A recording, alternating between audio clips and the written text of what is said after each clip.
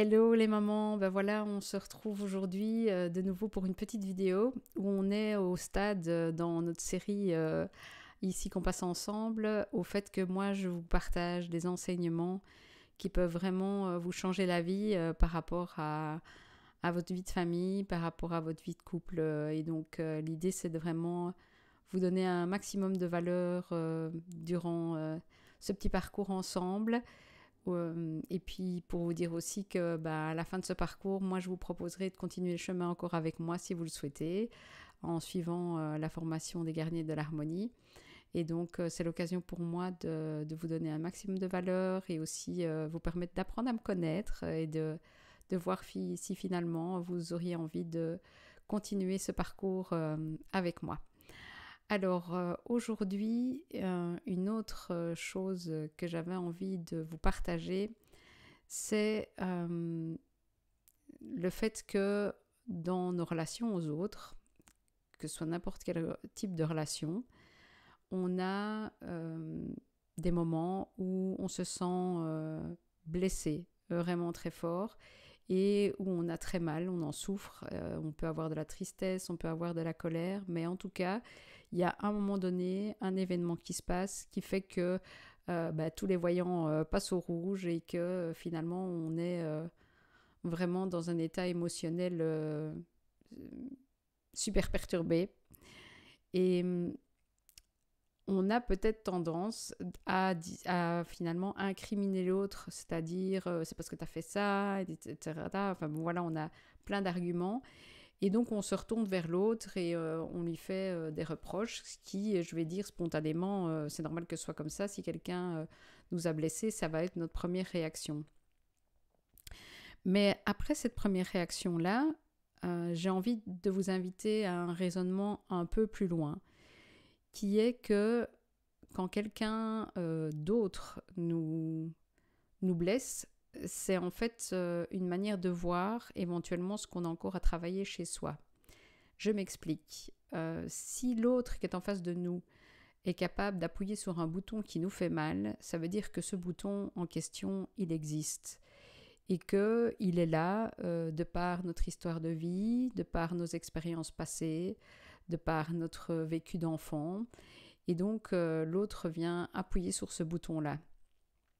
Et dans ce cas-là, c'est important de se dire, mais tiens, qu'est-ce que l'autre me montre de moi que j'ai encore à travailler?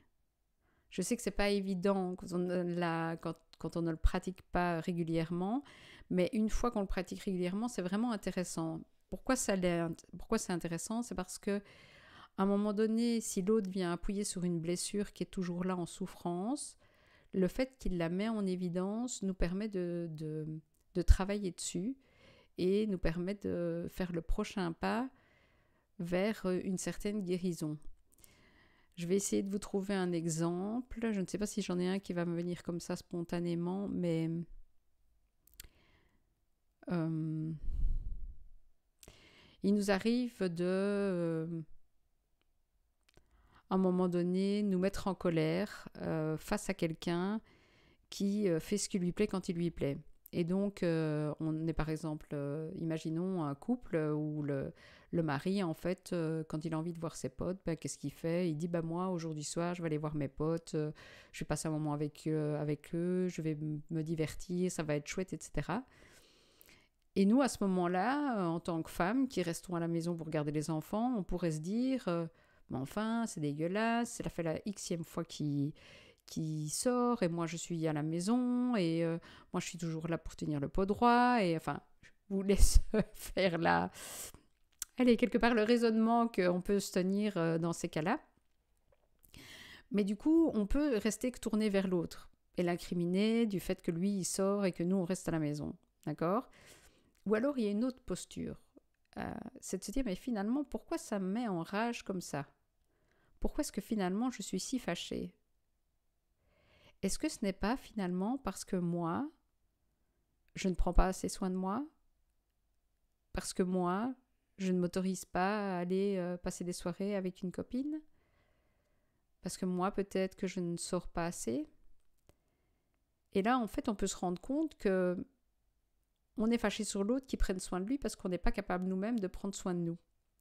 Est-ce que vous voyez ce que... J'espère que vous comprenez bien ce que j'ai envie de vous expliquer. Donc, l'idée, c'est vraiment de se dire, à un moment donné, de reprendre un peu le pouvoir et de ramener les choses dans ce sur quoi on peut agir et de dire, tiens, finalement, quand je surréagis à une situation,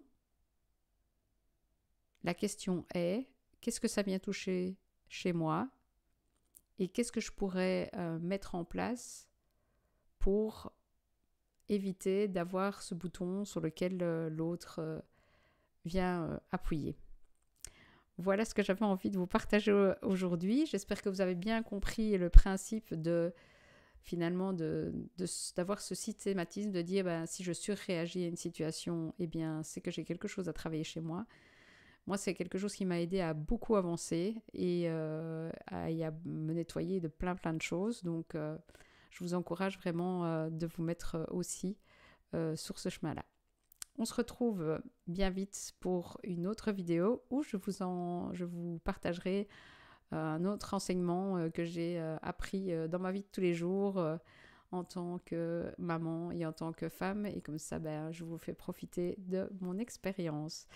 Je vous souhaite une bonne journée ou une bonne soirée et je vous dis surtout, bonheur à vous.